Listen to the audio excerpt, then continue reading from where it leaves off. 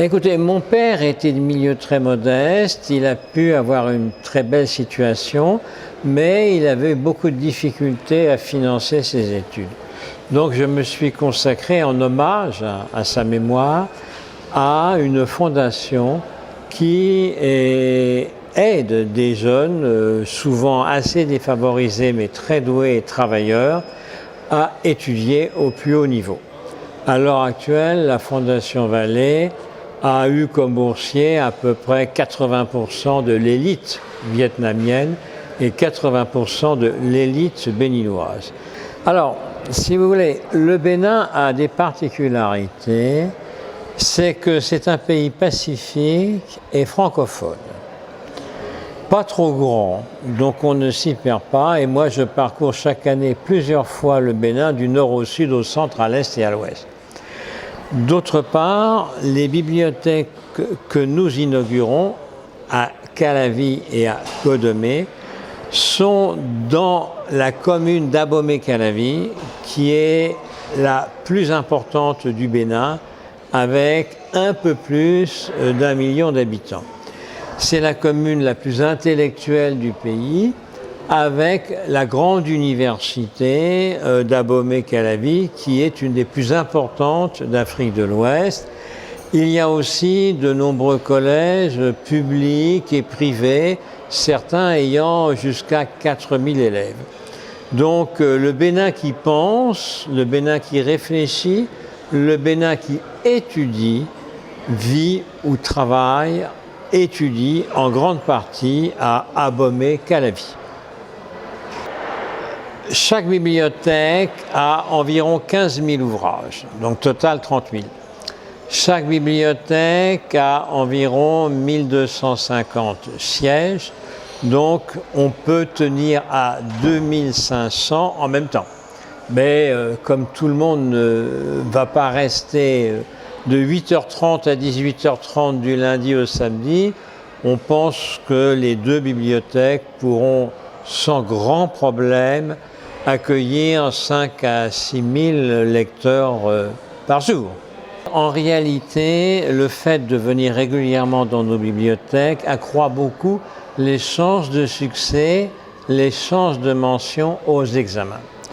Contrairement à ce que disent certains, le livre n'est pas condamné par les nouvelles techniques.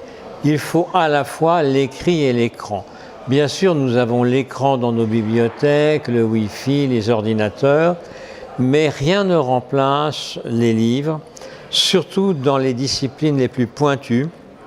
Nous avons ainsi à Godomé le plus important fonds de livres de médecine, 1919, 1920 même pour certains ouvrages. Il faut absolument comprendre que le savoir se renouvelle et que les vieux livres que trop souvent les Européens envoient à l'Afrique, parce que l'Europe se débarrasse de ce dont elle n'a plus besoin, l'Afrique est la poubelle de l'Europe, il faut refuser ça. Et ça nous réussit bien puisque le réseau des bibliothèques Fondation Vallée au Bénin est le seul au monde dont le nombre de lecteurs augmente de 20% par an. Lire, ça demeure nécessaire et les étudiants et lycéens et collégiens et écoliers qui ont les meilleures notes sont souvent ceux qui lisent le plus. Le niveau scolaire et culturel des Béninois augmente très vite. Depuis l'indépendance, le nombre d'élèves a été multiplié par 50. C'est-à-dire que le taux de scolarisation ne cesse de progresser. Donc en fait, le livre devient quelque chose d'assez connu des Béninois et des Béninoises, mais le livre, ça coûte cher et surtout, il est très difficile de trouver les livres d'un niveau élevé universitaire au Bénin. Parce que ça arrive lentement, par bateau, c'est compliqué.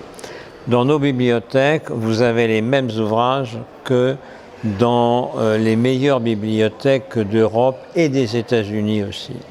Nous avons beaucoup d'encyclopédies illustrées, beaucoup de beaux livres sur les merveilles de la planète, les sites classés au patrimoine mondial de l'UNESCO comme Abomey. Et aussi, nous avons énormément de livres sur l'Afrique, par exemple, sur les parcs nationaux, donc beaucoup d'images.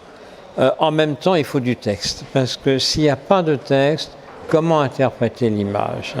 Donc nous voulons les deux. Et d'ailleurs, la fin de la journée dans nos bibliothèques, vers 18h15, il y a une musique avec son et image.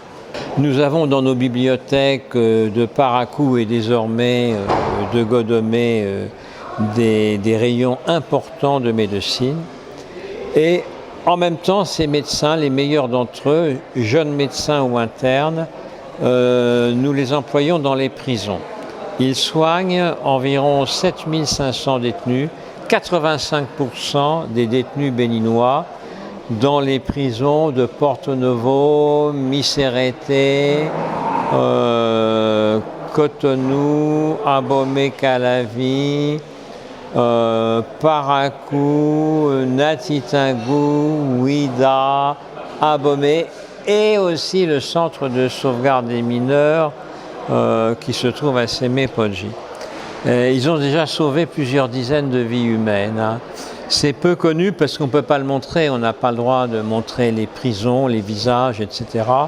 Mais c'est une activité extrêmement importante de nos 9 jeunes docteurs et doctoresses. Et bien sûr, tout ça est fait en étroite liaison avec le garde des Sceaux et nous avons signé une convention avec le directeur général de l'administration pénitentiaire du Bénin. Tout ça est 100% béninois. Je finance, mais ce n'est pas moi qui dirige l'association, c'est Espérant Padonou, qui est un béninois major du bac 2006.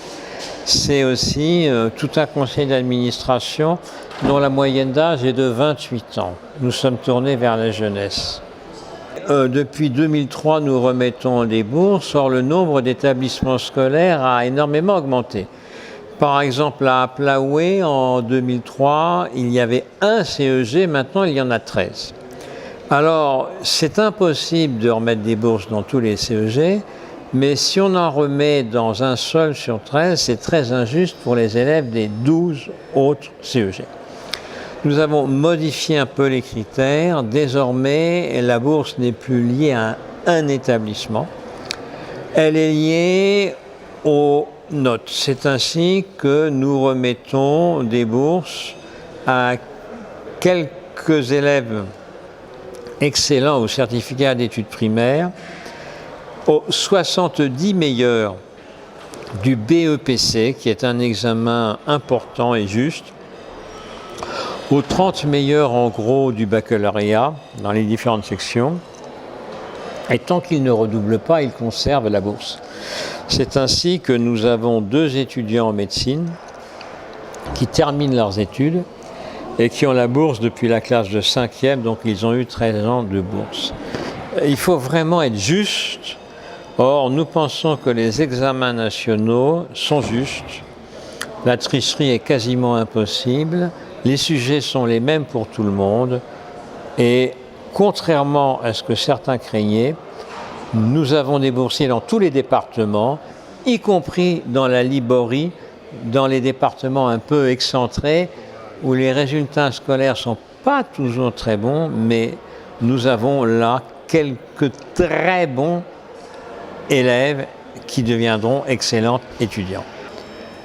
Le dessein d'une vie, le soutien d'un ami, dessein D-E-2-S-E-I-N, c'est le but, l'objectif.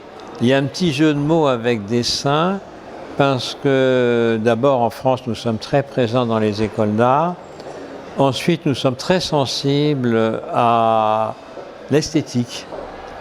Et par exemple, notre trésorier de Bénin Excellence et un jeune photographe dont les photos seront exposées dans les deux bibliothèques de Calavie et de Godomé. Nous aurons aussi des dessins des gens qui ont laissé leur nom à nos salles, comme Angélique Kidjo, comme Nelson Mandela, etc., etc.